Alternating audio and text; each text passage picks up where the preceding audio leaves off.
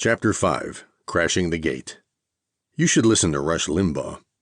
Those were the first words out of my mother's mouth after I told her that I was running for Congress. Sometime while I was living overseas, something odd had happened to her. Something odd had happened to the United States. That something was the shit-canning of the Fairness Doctrine, and it was something that conservatives had been clamoring for ever since JFK used it as a weapon against them. During JFK's short tenure as president, right-wing talk radio's rise began in earnest, and it scared the crap out of Kennedy. He used enforcement of the Fairness Doctrine to muzzle many right-wing radio voices, and that, of course, pissed them off and left them full of resentment. When Ronald Reagan was elected, one of his early acts was to direct the FCC to scrap the Fairness Doctrine. Once the doctrine was out of the way, broadcasting became a free-for-all. Don't worry about being fair and balanced anymore, the FCC told broadcasters. Just say whatever you want. No need to present more than one opinion on your airwaves. Build your own echo chamber, move inside, and stay there. And American media did. When Carolyn and I moved back to Louisville after more than a decade overseas, we weren't prepared for what that meant. I remember sitting around my mother's house shortly after we moved back in with her when she flipped on the TV in the middle of the afternoon. "What the hell are you going to watch?" I asked her. "You're not a soap opera fan." "I'm watching Rush," she said. "Who's Rush?" I wanted to know. It took me about 5 minutes to find out. No, that's not right. It took me about 30 seconds. "How can you stand listening to him?" I asked my mother. "He's full of shit." "Shh," was her answer. And she didn't just watch his TV show. She ran around the house with Rush's voice blasting from her radio, WHAS talk radio, all afternoon. I couldn't take it. Neither could Carolyn. I forced myself to listen to 5 minutes of his radio show once. He was blathering about how carbon dioxide couldn't possibly cause global warming. "Just look at Mars," Rush said. "Mars' atmosphere is full of carbon dioxide, and it's cold as hell. It ain't much of a place to raise a kid either, is it, butthead?" I remember thinking. What an ignorant moron. It was difficult for me to believe that anyone would give the bullshit that came out of this bloviated buffoon's mouth any credence, much less my mother. But she did. I started hearing Rush's voice all around town, at restaurants, coming out of the windows of pickup trucks, sometimes at the hardware store. I had to give Rush credit for one thing. He had a mellifluous radio voice, and he used it to great effect. There was a sense of urgency in his ridiculous pronouncements. "You're in danger," the tone in Rush's voice would say, "and I am the only one who knows how to save you." It was the same tactic that local TV news employs to get you to watch their hours of empty air. "Tune into our special report tonight at 11, they'd say, "or your child may die." Maybe Rush's voice was the real source of his appeal. I understood that at least. I have a booming foghorn voice, and if I did in fact win the Masterson's debate, my voice was certainly one of the reasons why. I could use it as a weapon. I could use my voice to sound like I knew what I was talking about even when I was full of shit. And so could Rush. The idea that my mother could live inside an echo chamber like Limbaugh's was difficult for me to reconcile. Growing up, I'd had few clues that my Kennedy-loving mama could be influenced by a guy like Rush. We never really talked about issues, except for one time when she told me that she didn't think that women should be Catholic priests. Why not, I wanted to know. "Because it's not what God wants," she said. I was pretty sure that God didn't give a rat's ass, and I told my mother so, and then I told her that I couldn't believe that she could be so chauvinistic. But then she just got all stone-faced and refused to talk about it anymore, so I let it go. I began to realize that religion might be a problem for my long odds campaign. By the time I was a teenager, I'd fallen off the faith wagon. Other than its entreaties to be nice to people, there just wasn't much about religious doctrine that made any sense to me. I still admired people of faith, and I was even a little envious of them. I was especially impressed when I went to forums at African American churches in Louisville's West End. The people there were just plain kind and generous and welcoming and soulful, and the depth of their faith was a beautiful thing to see. But by then I'd long since read a little too much Stephen Hawking and Christopher Hitchens. I started drifting somewhere between agnosticism and atheism. Occasionally I found myself muttering an apologetic prayer asking forgiveness for my faithlessness. Other times I felt sure that God was punishing me for being an atheist. But how could I present myself as a candidate to religious people? Could I stand in front of them and tell them that I was a muddled agnostic like the protagonist in Jan Martel's Life of Pi? Or that I was a degenerate atheist like the invisible Premier Kissoff in Stanley Kubrick's Dr. Strangelove? I'd grown all proud of the praise I'd gotten for being a straightforward candidate. This is me, and these are the issues, and this is where I stand, I'd said. But when it came to matters of faith, I couldn't be me. Most American voters, regardless of their views, still want to believe that their politicians are guided by their faith. But I didn't have any faith. What would I say if I was asked? Yarmouth was Jewish, Horn was Methodist, Burrell was Episcopalian. Everybody just accepted that. But what about me? I prepared a diversion. My mother was an Italian Catholic, I'd say, and my father was a Southern Baptist, and they'd compromised and become Methodists, and we went to the same church as Diane Sawyer, and my mother knew her mother, and my father fixed their dishwasher. And wasn't that cool, and wouldn't you rather talk about them? But I never had to answer the question, because nobody ever asked. It was a quiet Sunday afternoon, it was. The 23rd of April, 2006. We were at the Quinn Chapel Voter Community Forum in the West End of Louisville. The Quinn Chapel is part of the African Methodist Episcopal Church, and in 2006 it was a very old congregation and a fairly new building. The congregation had been around since the Civil War, and their old chapel was a historic landmark. It had been the starting point for anti-segregation marches during the 1960s. Martin Luther King had spoken there. But by the early 2000s, the old building had fallen into disrepair, and the congregation sold it to the YMCA. They moved into a new building at the corner of 19th Street and Muhammad Ali Boulevard, 10 blocks west of the 9th Street divide. Our running joke about candidates and civilians didn't really apply that day. There were a few more than 5 civilians at the forum, but less than a dozen candidates. Neither Horn nor Yarmouth showed up. It was only me, Burrell, and a handful of judicial hopefuls. And the civilians didn't have religion on their minds. They wanted to talk about issues. Poverty, joblessness, housing, homelessness, crime. All of the same topics that we were always confronted with at the West End forums. The civilians wanted specifics. They were very knowledgeable about the issues, and they all took notes. Man, I told an organizer at one West End forum, you guys ask some tough questions. He bowed his head and looked at the floor. Well, he said quietly, we have to. The preacher who was running the Quinn Chapel Forum stood up in front of us. We were all seated in folding chairs, candidates and civilians together like we were a part of his congregation. The preacher was stern and serious. I know what you're thinking, he said to us. There aren't many of us here. But I want you to notice that the ones who are here are asking questions and they're taking notes. And they're going to go home. They're going to go to work and to school. They're going to come back to church. And they're going to talk about who was here and who wasn't, and what got said and what didn't. The preacher's words really struck me. He was pointing at something and trying to get me to look at it, like it was something that was hard to see moving in the shadows, but I couldn't quite make out what it was.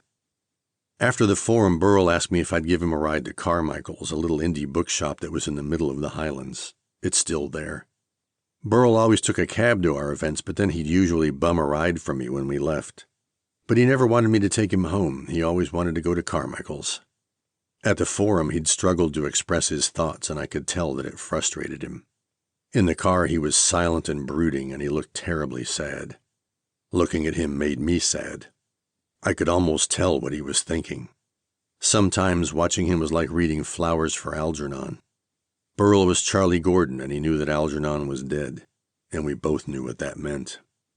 Near the end of April, a reporter from Leo wandered into my office. His name was Stephen George, and he was writing a big story with profiles of all the congressional candidates. It was going to appear on the cover of their May 10th edition, 6 days before our election. The free paper would be scattered all over town, and our faces were going to be on the cover. That intimidated me. I'd thought about putting my face on my yard signs, but only for a few seconds. I couldn't do it. I was simply too self-conscious to advertise myself like that. Besides, it was too expensive. 3 years before our campaign, John Yarmouth sold his interest in Leo, but he remained as a columnist until he filed to run for Congress. When he decided to run, the paper suspended his column. Writing about Yarmouth had to be a bit awkward for a Leo reporter, and indeed, when the article was published, the first sentence that Stephen wrote in his profile of Yarmouth was, "This is awkward." I was a bit over-caffeinated when Stephen came to call, and I remember that I rambled from one topic to the next. Maybe Burrell's influence was rubbing off on me. But Stephen was patient and deferential. It was obvious to me that he was a genuinely nice person. Good thing this guy chose print journalism, I remember thinking to myself. He's way too kind to ever make it on local TV. As April came to an end, it became difficult to get many people to pay attention to our campaign. Kentucky holds its primaries in the middle of May, earlier than most states, and that interferes with Louisville's most wonderful time of the year, Derby Week. The Kentucky Derby is always held on the first Saturday in May, and in the days leading up to it, Louisville goes into party mode. Things kick off before Derby Week with a giant fireworks show, Thunder over Louisville. Some years, more people show up for the fireworks than they do for the Derby itself. One reason for that is the expense. The Kentucky Derby has become a package deal, and the cost can be frightening. On the Friday before the Derby, the Kentucky Oaks is run. It's a race for 2-year-old fillies that's as old as the Derby itself. When I was a kid growing up in Louisville, the Kentucky Oaks was known as the local Derby. We'd all dress up in silly pastel clothes and wear ostentatious hats and go to the track for a fraction of the price that the same visit on Derby Day would cost. Then we'd all stay at home on Saturdays, have our backyard derby parties, and let the crazy rich out-of-towners take over Churchill Downs. But then the Downs started selling package deals. You couldn't get a Derby ticket without an Oaks ticket, they decided. Hotels and inns followed suit. 3-night minimum, they'd say. Maybe 4, maybe more.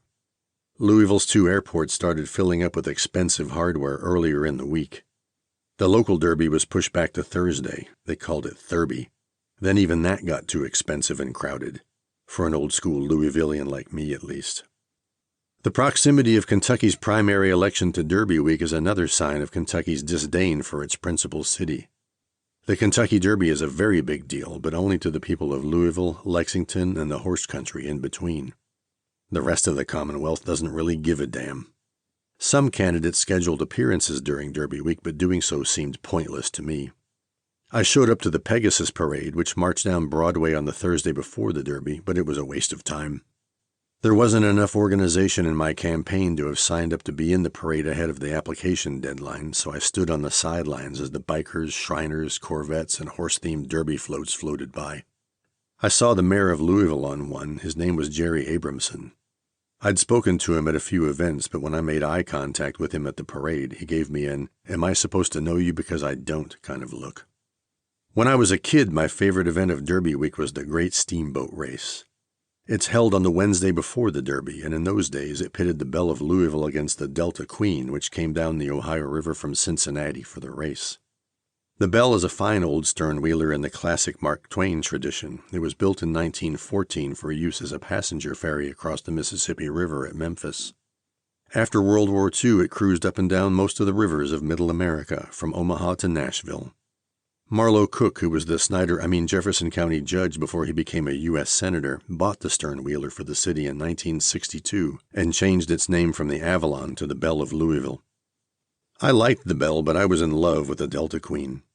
It was built in 1924 and it operated between San Francisco and Sacramento until World War II, when it served as a Navy transport for wounded sailors. After the war, it was refurbished and moved to Cincinnati, where it operated up and down the Ohio and Mississippi rivers. Passengers could book cabins and travel all the way from Cincinnati to New Orleans. The Delta Queen was a magnificent ship. It was sleek and graceful, and it was almost twice the size of its rival. It was also much faster, and in a straight-line race there was no way that the Belle could ever beat it. But the Great Steamboat Race was designed to level the playing field. The 2 stern-wheelers started under Louisville's oldest auto bridge, raced upstream to the foot of 6 Mile Island in the middle of the river, turned around and raced back. Whichever boat crossed the finish line first won the Golden Antlers, a traveling trophy that the winning captain would affix to the front of his steamboat for the following year. The race format gave the smaller Belle of Louisville an advantage, as it could make the requisite U-turn within the banks of the Ohio River. The larger Delta Queen had to stop, back up, and then start again to complete its course reversal. Even then, the Belle couldn't match the Delta Queen's speed, and in a fair race it could never win. The Belle tried everything. A more powerful boiler, banning passengers during the race to lighten its load, streaming jets of air under its hull. Nothing worked. Sometimes, we were all sure, the captain of the Delta Queen let the Belle win just to keep things interesting. One time, the Belle's captain arranged to have 2 tugboats hide behind the island at the turnaround point. As the Belle approached, the tugboats raced from their hideouts and nudged the sternwheeler into a pirouette about its midsection. The quick turnaround gave the Belle a lead that the Delta Queen couldn't close before the finish line. Her captain cried foul, but then he good-naturedly handed over the golden antlers to the Belle.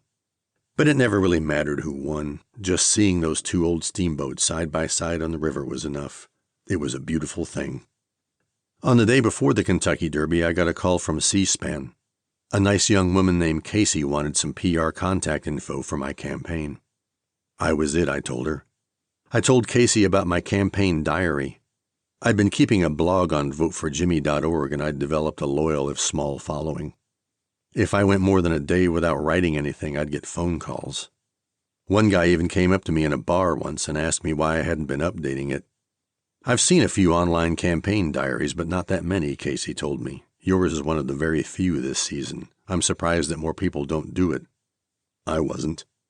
Writing a blog was a time-consuming pain in the ass, and I was growing tired of it. Some more vicious chatter started surfacing on the far more influential blog, bluegrassreport.org. One woman who was a Horn supporter and who I'll just call Military Karen developed a particular case of the ass for me, and she started hurling some rather pointed slings and arrows my way. She was a veteran, and my defense industry credentials were bullshit, she decided. I was also probably an alcoholic, she said.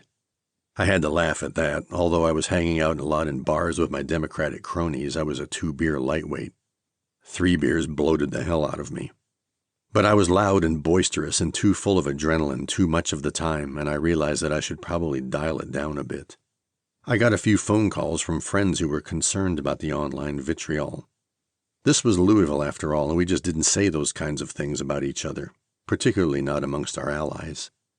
None of it bothered me very much, but it gave me a taste of what it must be like to be the target of a real, coordinated, and large-scale online attack. And it didn't taste very good. Once Louisville got past its Derby hangover, our events resumed at a frenetic pace. The election was now only 8 days away. There were going to be 2 televised debates on 2 consecutive nights, the first of which would be broadcast statewide on KET, Kentucky Educational Television, the network of stations that are affiliated with PBS.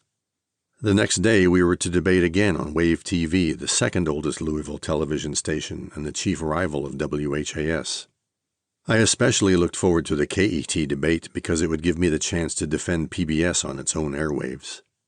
I had my soundbite line prepared.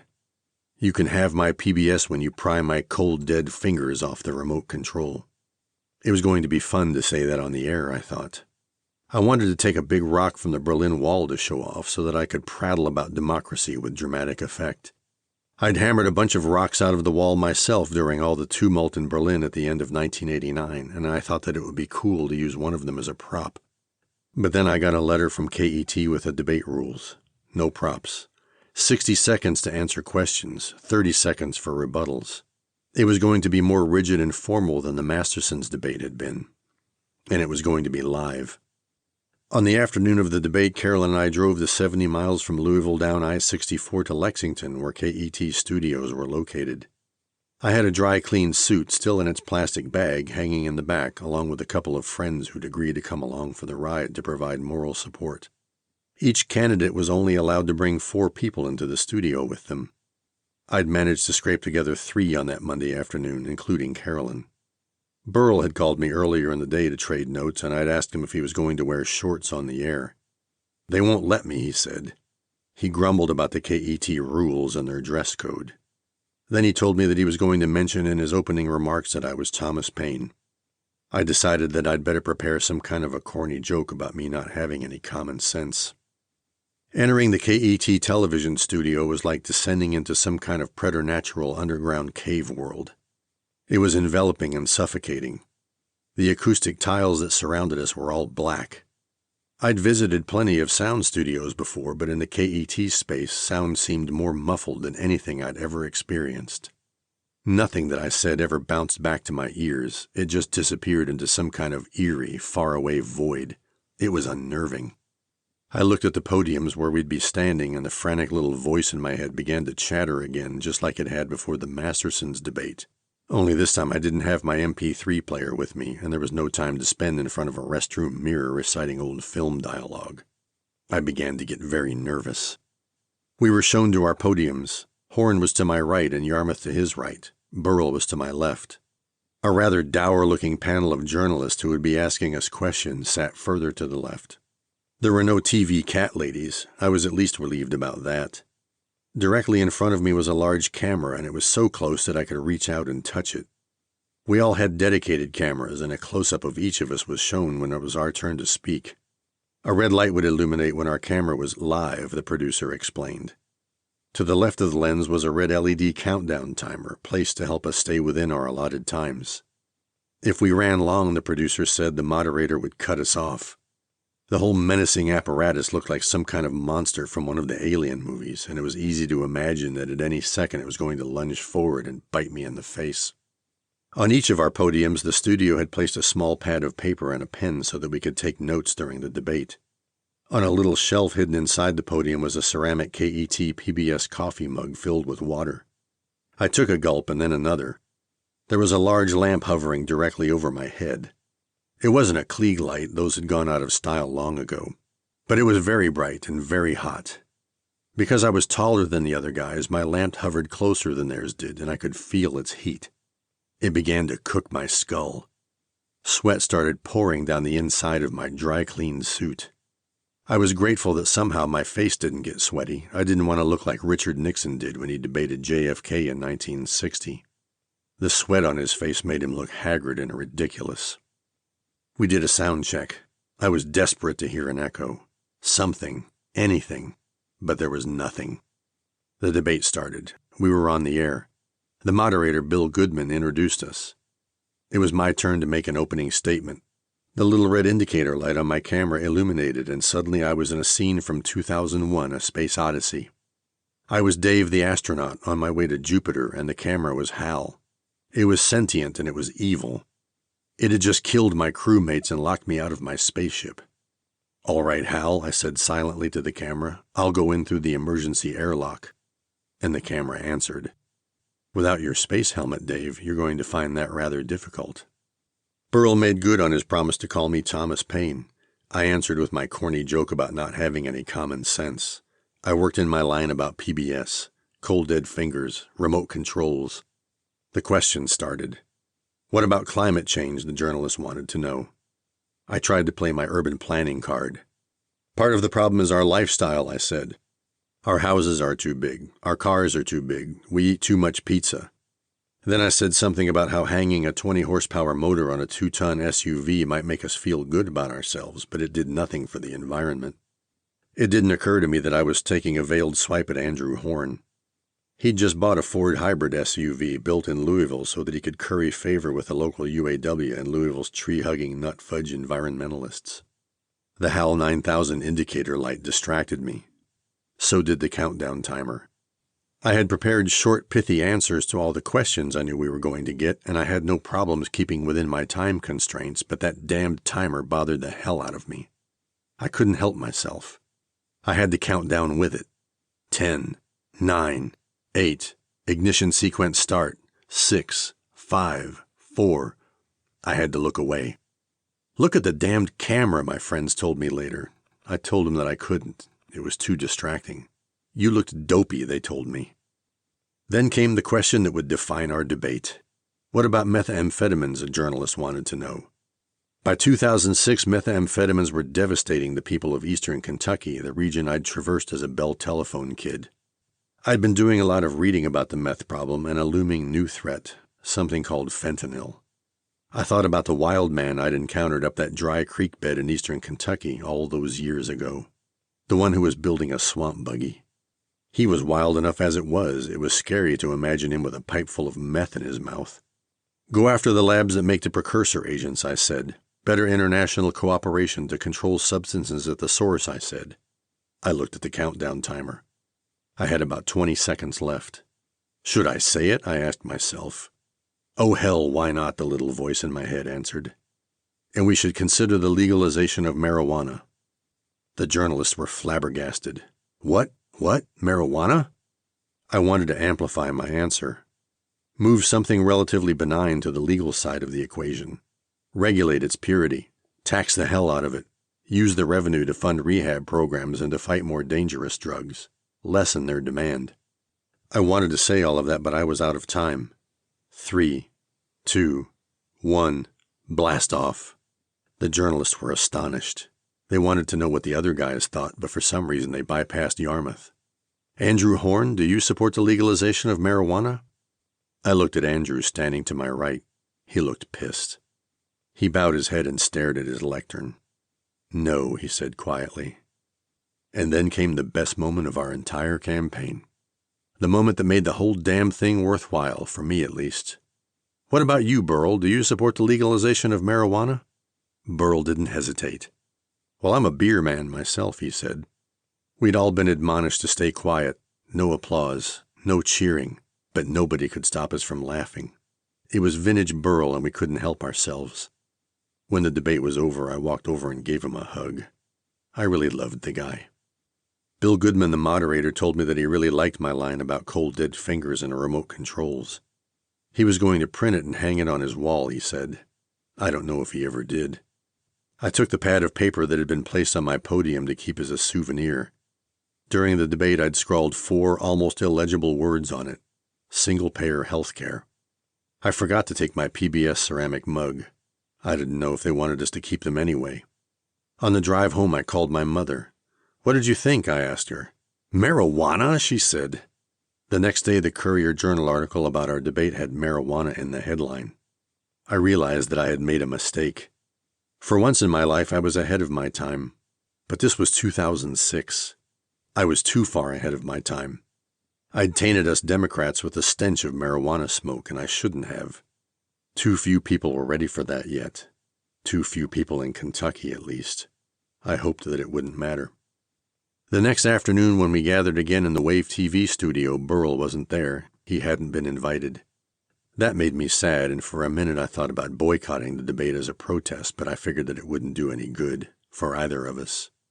The Wave studio was far less suffocating than KET's had been, and this time we were seated at tables, and the debate wasn't going to be broadcast live. That put me at ease.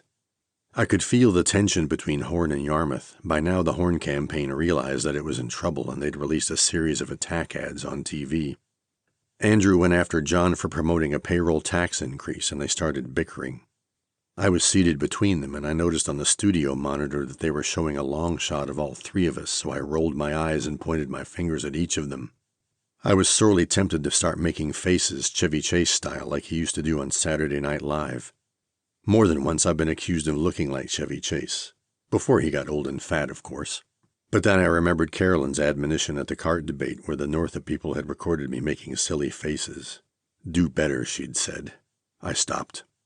Scott Reynolds, the Wave TV debate moderator, was enthusiastic and energetic, and he was a nice guy. What about gay marriage, he asked. By 2006, Hillary Clinton was making noise about running for president, and most Democrats were parroting her standard answer to the gay marriage question. Leave it up to the states, she said. I called bullshit. This wasn't a states' rights issue, I said. This was a human rights issue with universal implications. Gay marriage should be legal everywhere. It felt good to say that. Eventually, we got to the topic of the Bridges Project. Yarmouth surprised us all by saying that 8664's proposals merited study. When the debate was over, Tyler Allen called me, all excited. I think you moved John on the bridges, he hollered. Maybe I had. Maybe there was some value to my presence in this campaign after all, I thought. While I was right in the middle of my own defense of 8664, a bank of TV lights to our right failed, then a bank to our left. Soon the whole studio went dark. It was fun to watch the tape broadcast later, after the screen went blank and before they cut to a commercial, I could hear my voice saying, Whoa, we're losing the lights. The next day, the Leo edition with our candidate profiles was published. It felt strange to see my face, along with the faces of the other guys, staring out from all the free newsstands and paper racks around town. It made me feel self-conscious. In Burl's profile, Stephen George wrote, Farnsley, an Episcopalian, tailors a string of religion into just about every discussion of issues. That was odd, I thought. Burl never talked to me about religion. Maybe he knew. In the Leo article, Burl also mentioned Thomas Paine and common sense. When I read that, it finally dawned on me. To Burl, everyone was Thomas Paine, and everything was common sense. That night, we all gathered for the monthly Metro Democratic Club meeting at a big UAW hall next to one of Louisville's Ford plants.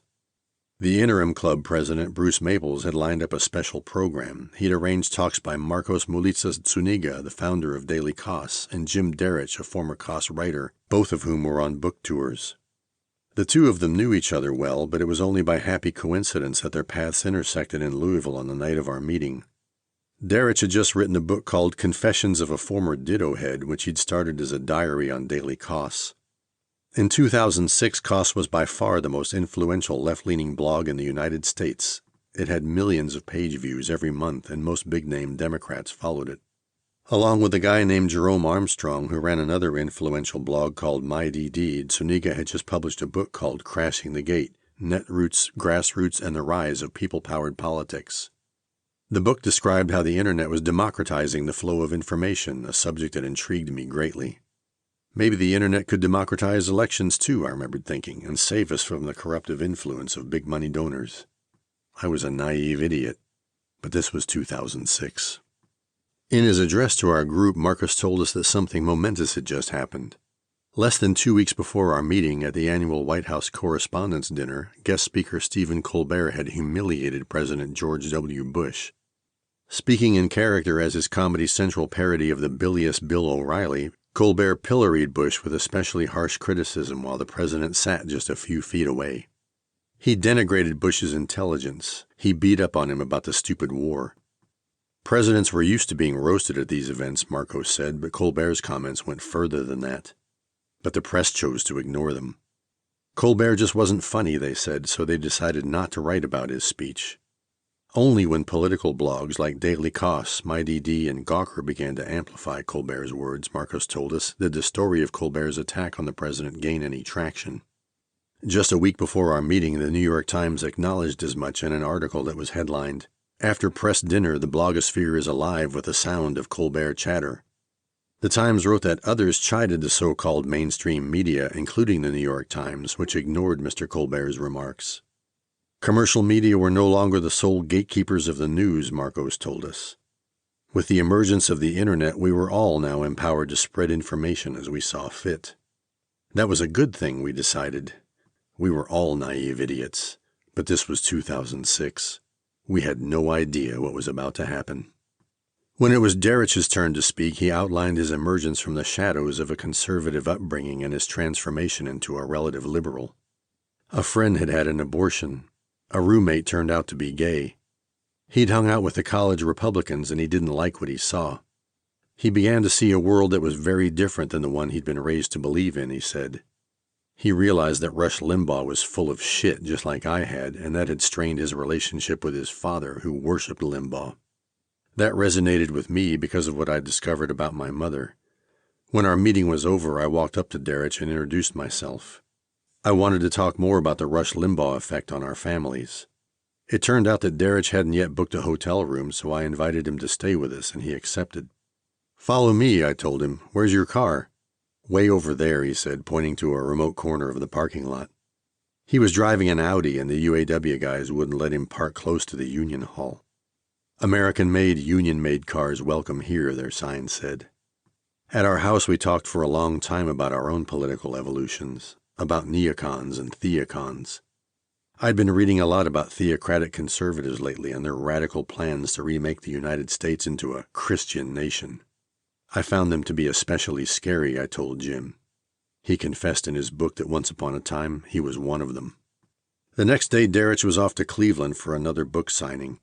He was trying to get the Comedy Central people interested in booking him on Colbert's show, he told me, but so far they'd ignored him. I wished him luck.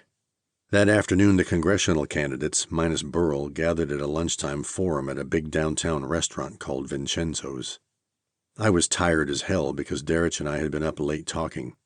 I felt sorry for him having to spend 6 hours on the road driving to Cleveland. The lunchtime event had been billed as a forum on nuclear proliferation, and then that was changed to a forum on nuclear proliferation and foreign policy, and then finally it was announced as a forum on foreign policy. When the questions came, they were about anything but foreign policy, but I didn't care. I hadn't really prepared for anything anyway. We were seated at the head table in a large dining room being served lasagna like we were at some kind of a wedding reception. Just like at the wave debate, I was wedged between the other guys. When it was time for us to talk, Horn started sniping at Yarmouth again. In the back of the room, I could see Dan Borsch, Yarmouth's campaign manager, signaling to John that he shouldn't snipe back, and John heeded Dan's advice. He knew that he had this election in the bag and that he didn't need to defend himself. We all knew it. When the forum was over, Jack Conway, the guy who Ann Northup had beaten in 2002, came up to say hey. Breath of fresh air, he told me. It felt good to hear him say that. There was now only one event left before Election Day. The Yearlings Club in Louisville's West End was hosting a forum about problems with the city's chemical plants.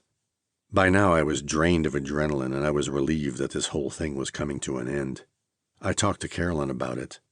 Here we are 100 days into a primary campaign in the 28th largest city in the United States, I told her, and I'm exhausted. And I'm only a minor candidate. What's it going to be like for John to run against Ann Northup all the way to November? What must it be like to run for something like the U.S. Senate?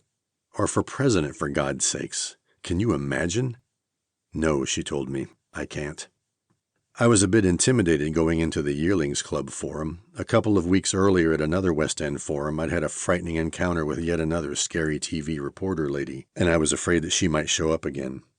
She was young and African-American and very good-looking. She was also very severe, and when I first spotted her at the other forum, it was easy for me to imagine that she was some kind of a science fiction cyborg equipped with a built-in death ray. If she fixed her gaze on me for more than a few seconds, I felt certain I would be vaporized. At the other forum, she'd set up her camera to conduct one-on-one stand-up interviews with as many of the candidates as she could corral. We were all milling around the room, and one by one we were led up to her microphone for slaughter. When it was my turn, she asked, "Many people in the African-American community feel that their issues are not being addressed. How do you respond to that?" I started babbling about Louisville recapturing its urban identity. I wanted to say that the 8664 initiative would help by fostering the development of vibrant, livable spaces for its inner-city residents, and how that would aid in economic development. But then TV Death Ray Lady interrupted me. "You didn't answer the question," she snarled. I was taken aback. I wanted to ask her what she expected from us. We were just four clueless old white guys, I wanted to tell her, with too much time on our hands, and there was no way that we could possibly understand the problems that the black community in the West End of Louisville were facing. But just then she dropped a piece of candy that some judicial candidate had given her, so I reached down, picked it up, and handed it back to her. And for a brief instant, I wasn't a candidate anymore, and she wasn't a TV reporter lady trying to vaporize me. We were just two human beings in the midst of sharing a small act of kindness. "Thank you," she said. I don't know if the footage of our interview ever made it onto the air. At the Yearlings Club forum, the focus was on the STAR program. STAR is an acronym for Strategic Toxic Air Reduction, and it's a set of regulations that had been introduced by Louisville's Air Pollution Control Board about a year before our election. The southwest corner of Metro Louisville is a checkerboard of giant chemical plants. Borden, DuPont, American Synthetic Rubber, a subsidiary of Michelin. The plants use millions of pounds of dangerous toxic chemicals, most of which are employed in the production of neoprene and other synthetic rubbers. Everyone in Louisville knows the place as Rubber Town. It was a Wednesday, it was, the 25th of August, 1965. At the DuPont de Nemours plant in western Louisville, 850 people were at work, making neoprene. The process was simple, to a chemist at least. Start with some acetylene, add some solvents to make monovinyl acetylene. Toss in some hydrochloric acid. The exact process had been patented by DuPont because it had been demonstrated to produce higher yields than older methods, and neoprene was valuable stuff. It had physical properties that made it superior to natural rubber. But monovinyl acetylene was a very dangerous substance. Given the slightest chance, it would spontaneously combust, and at the DuPont plant around 9:30 that morning, it did. A tank exploded. 11 men were killed instantly. Another died later. Flaming shrapnel from the first explosion struck another tank and it exploded, and then another, and another. All day long, giant tanks of dangerous chemicals detonated, 26 times over 9 hours. Scores of people were injured and the residential areas around the plant had to be evacuated. Barry Bingham ordered his WHAS television crews to rush to the scene. For the first time in the station's history, they broadcast live outside their own studio. To do so, they had to lug their big, clunky cameras to the area outside DuPont's plant by carrying them on top of their trucks. I remember my mother telling me what was happening. We turned on the TV. A lot of the men in our neighborhood worked at DuPont. One of them was killed. I remember hearing the explosions. From all across town, more than 15 miles away, we could hear the big, deep booms all day long. We were used to the rumble of guns from the firing range at Fort Knox, but these sounds were different and more ominous. I remember standing in our front yard waiting for the next explosion that we all knew was coming. It was a sobering experience, especially for an 8-year-old kid. Fortunately for me, TV Death Ray Lady wasn't at the Yearlings Club forum. A kindly, non-threatening TV lady from a rival station showed up instead. She asked me about the negative campaign ads that Andrew Horn was running against John Yarmuth. Unfortunate, I told her, and then I started to talk about party unity. Besides taking a pledge that I wouldn't take campaign contributions during the primary, I'd promised never to attack my Democratic colleagues, and I hadn't. Not intentionally, at least. Since I had no chance to win, it was an easy promise to keep. I felt a bit bad for Andrew. It wasn't in his nature to criticize anyone, and his negative campaign ads were clearly a Hail Mary attempt to stay in the race. I told kindly TV lady about what Marcos Zuniga had said at our Metro Democratic meeting, about how the internet was going to democratize information and obviate the need for expensive TV advertising. It was going to revolutionize politics, I said. Internet-based campaigns were the future, I told her. Take a look at mine, I said. She took a lot of notes, and apparently her station's news report that night featured a lengthy segment about my internet-based campaign, but I never saw it. At the forum, a soft-spoken African-American woman with a sad face asked me about some rail cars at the plant near her house. She'd heard that they were full of chemicals that were both carcinogenic and highly flammable. What could be done about them, she wanted to know. Her question made me think about the DuPont disaster all those years ago. I'd read about the rail cars, I told her, and I was pretty sure that they were filled with a substance called TDI, toluene diisocyanate. TDI is a prime ingredient in a lot of products: sealants, coatings, polyurethane foams. When you sleep on a foam mattress or sit on a seat cushion, you're probably touching something made from TDI. I knew a lot about TDI, too much in fact. I'd worked with it at a chemical plant in nearby Brandenburg, Kentucky. It was a dangerous carcinogen, and we had to wear special breathing apparatus just to be around it. And TDI was highly volatile. At a cement plant near Logansport, Indiana, where I'd also done a lot of work, a rail car full of contaminated TDI lit up one night like a Scud missile and shot hundreds of feet in the air. Flaming debris rained down all over the plant. By some miracle, no one was hurt, but the accident caused millions of dollars in damage. I visited the plant not long afterward, and the wreckage of the rail car was still there, lying in a field. A short distance away on a rail siding, the wheel trucks of the rail car were sitting right where they were on the night of the disaster. When the rail car's tank lit up and shot into the air, the wheel trucks hardly moved. A manager told me that the NTSB guys who showed up to his plant that night were idiots.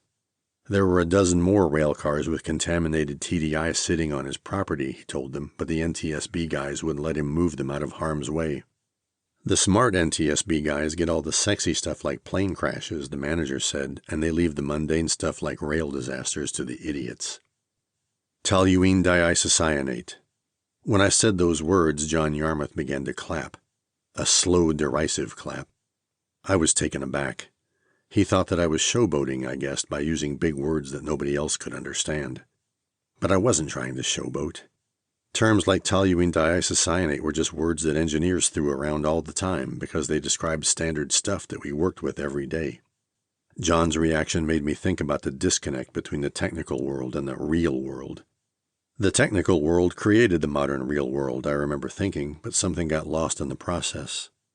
That something was an understanding of our technology and how it affects us. Scientists, engineers, civilians, all of us. There was a growing lack of understanding about the effects of an increasingly complex and technical world, I thought, and that lack of understanding was growing exponentially.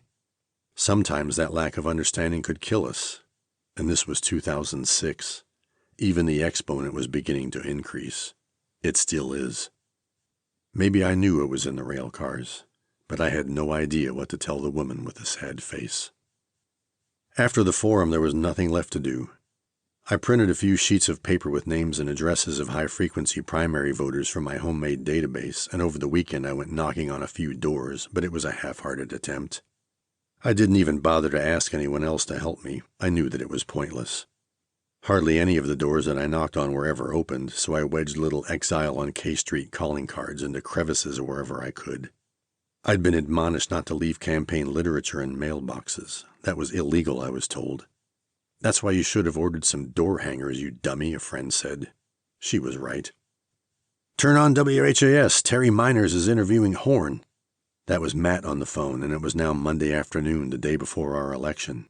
Matt was the guy from our office who'd prodded me into running all those months ago while we were having a beer at the Bambi Bar.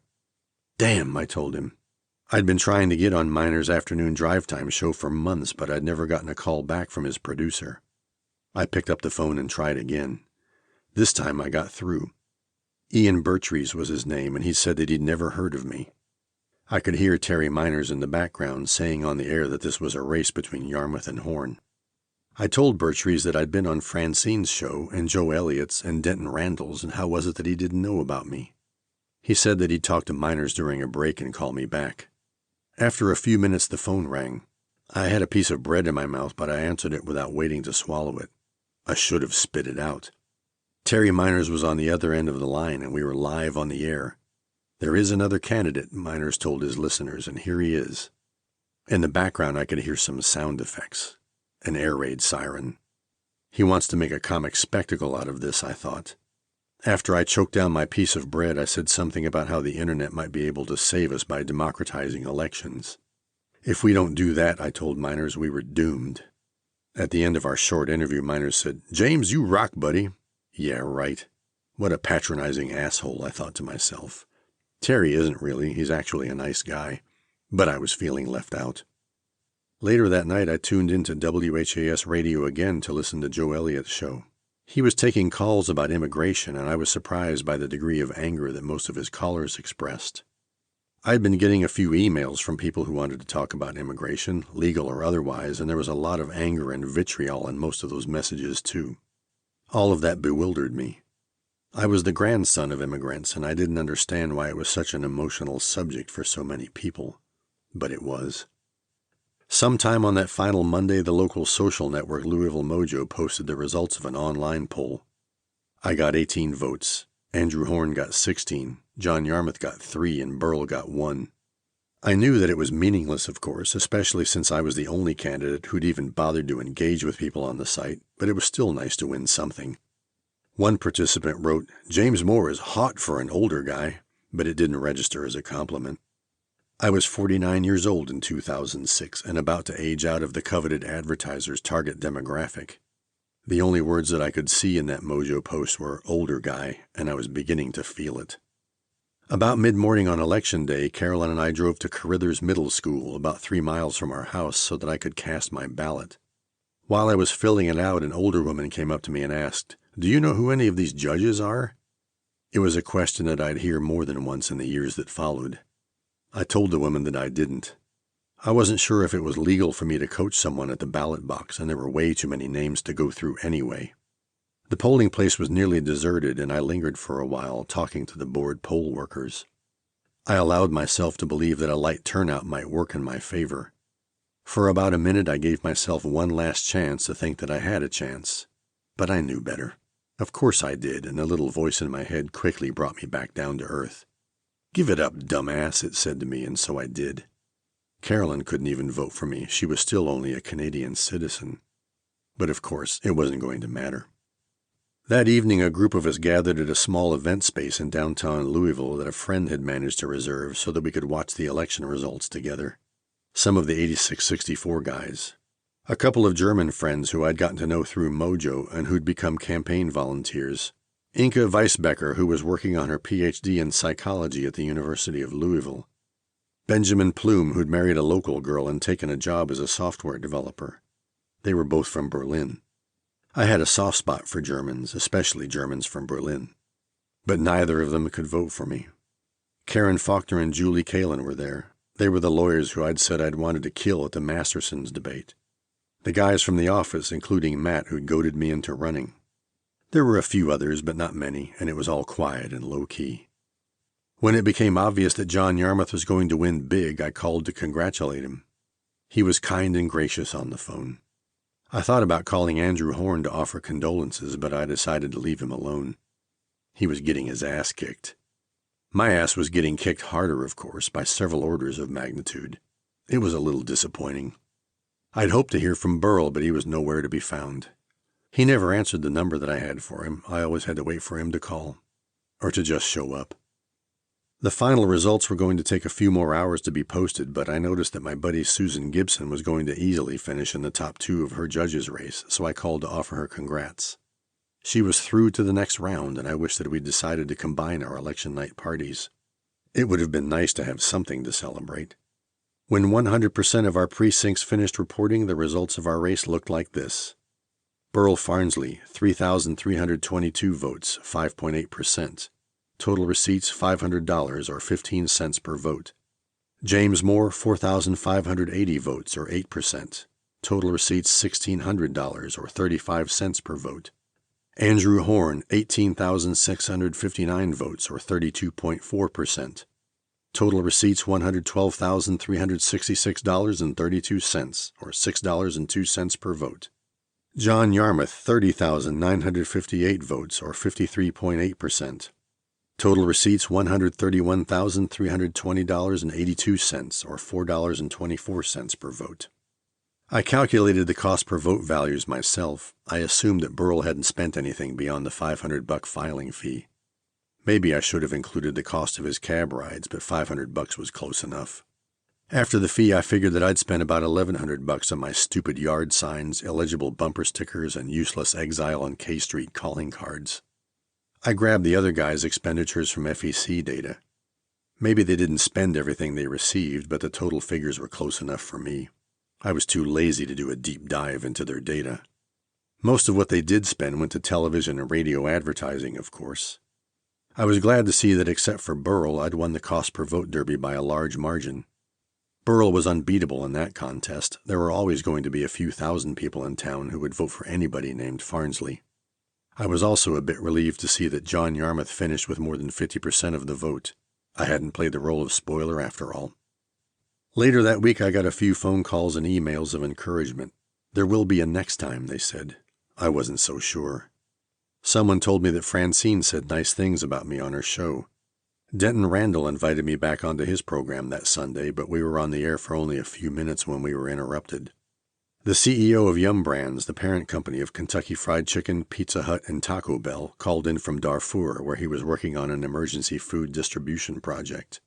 In the Sunday edition of the Courier-Journal, David Hopp wrote that I was the candidate who was most interesting, and then he proceeded to beat up on me again for advocating the legalization of marijuana. A few weeks later, I got together with a young guy named Ben Basil.